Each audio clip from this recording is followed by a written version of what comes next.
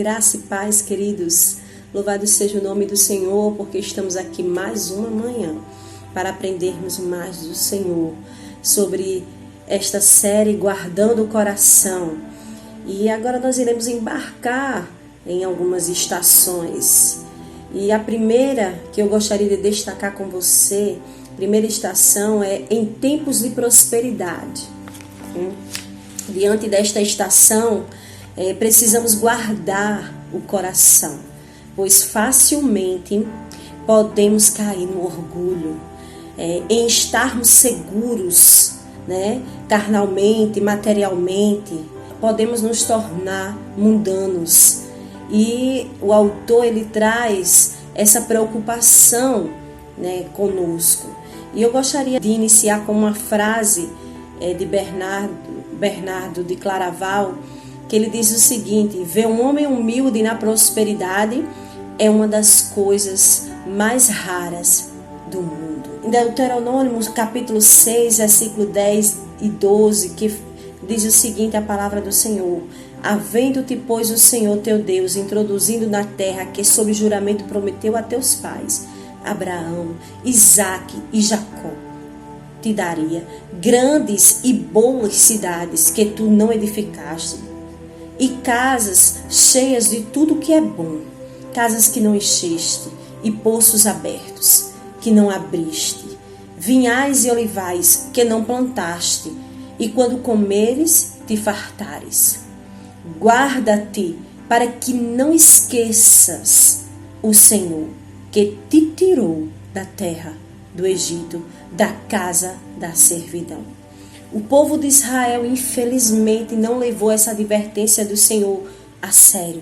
O Senhor advertiu o povo de Israel que quando ele desse as terras que nem pertenciam a eles, que eles não se esquecessem do Senhor, o seu Deus, que tirou eles da terra do Egito, que deu livramento ao povo de Israel.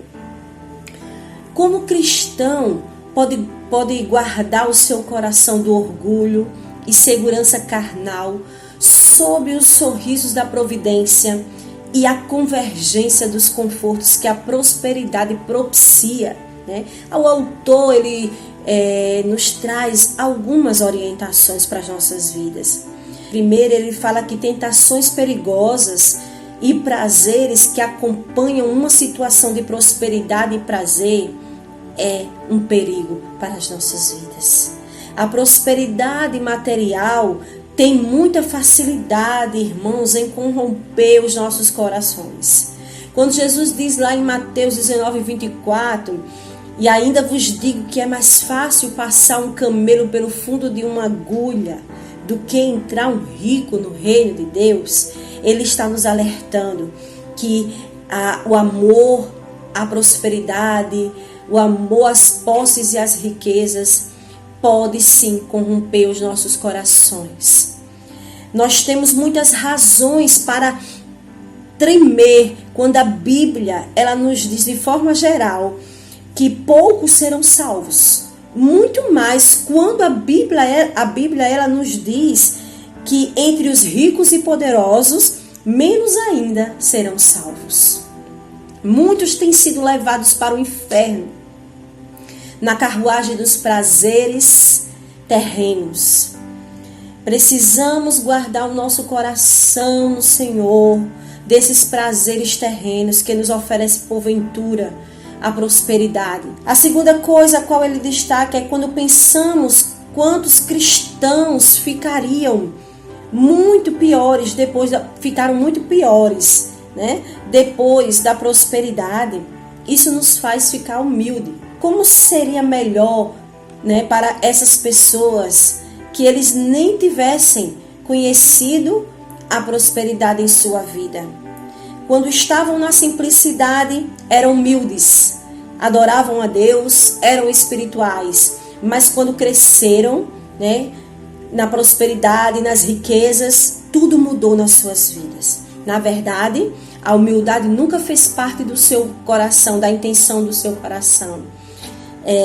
A prosperidade apenas revelou o que estava no íntimo do seu coração. Assim foi com Israel. O texto que eu li mostra bem isso.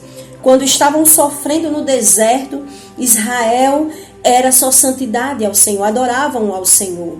Mas quando entraram na cidade de Canaã e comeram do que havia de melhor, sua linguagem mudou, a sua forma de agir mudou.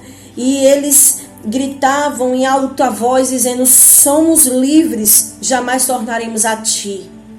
Jeremias 2, versículo 31 fala sobre isso. Muitas vezes, queridos, ganhos externos são acompanhados de perdas internas. E eu vou mais além de perdas espirituais em nossas vidas. 2 Crônicas 17:6 fala: o Senhor confirmou o reino nas suas mãos, e todo o Judá deu presentes a Josafá, o qual teve riquezas e glória em abundância. Tornou-se-lhe ousado o coração em seguir os caminhos do Senhor, e ainda tirou os altos e os postes ídolos de Judá. Ou seja, Josafá, mesmo com os reinos em suas mãos, o seu coração continuou a seguir os caminhos do Senhor. Ele não se desviou. Que venhamos ser Josafás nessa geração. A terceira coisa que o autor ele destaca: mantenha humilde o seu coração carnal, né? Mantenha humilde esse seu coração carnal. E a gente pensando nisto, muitas vezes pensamos que seremos mais preciosos aos olhos de Deus se nós possuirmos riquezas, prosperidade, termos algo de posse em nossas mãos. Mas jamais nos tornaremos mais preciosos aos olhos de Deus dessa forma. Porque o nosso Deus, Ele olha os nossos corações. Ele olha a intenção dos nossos corações. 1 Pedro 3, versículo 4 fala muito bem sobre isso. Esteja no seu interior, que não perece, a beleza demonstrada no espírito dócil e tranquilo, o que é de grande valor para Deus. Deus despreza toda a glória mundana. O importante é que essa pessoa tema ao Senhor de todo o seu coração. A quarta coisa: reflita quantas pessoas no seu leito de morte lamentaram amargamente a loucura de colocar o coração nas coisas deste mundo. Nos seus últimos momentos, elas desejariam que nunca tivessem conhecido aquelas coisas que seduziram o seu coração para longe da vontade de Deus.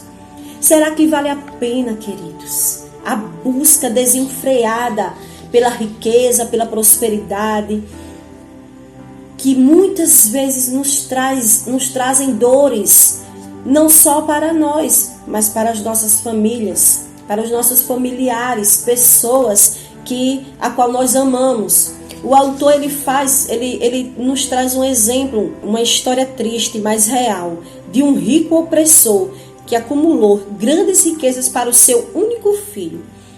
Às portas da morte, ele chamou seu filho e disse: filho, você me ama de verdade? O filho respondeu que a natureza, além do seu cuidado paternal, o constrangia a dizer que sim. Então disse o pai: me mostre que isso é verdade desta maneira. Mantenha o seu dedo na chama da vela enquanto eu estiver fazendo uma oração. O filho tentou, mas não conseguiu suportar a dor. Diante disso, o pai desatou a falar: você não pode suportar a queimadura do seu dedo por mim? Mas para conseguir esta riqueza, eu coloquei em perigo a minha alma por sua causa. Agora, por sua causa, eu vou queimar corpo e alma no inferno. As suas dores foram por um momento, mas as minhas serão no fogo que não se apaga. É uma ilustração triste, mas que é realista ao nosso dia a dia, né? Será que vale a pena essa busca pela riqueza e prosperidade que muitas vezes nos fazem perder o que temos de mais precioso em nossas vidas? que é que você tem de mais precioso na sua vida? O autor, ele continua a falar o seguinte: o seu coração ainda se deixa levar pela vaidade e orgulho?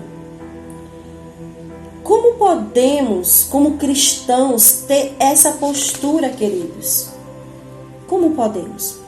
Precisamos pensar no grande dia do julgamento, quando teremos que prestar contas diante do Senhor das misericórdias recebidas de Deus para com as nossas vidas.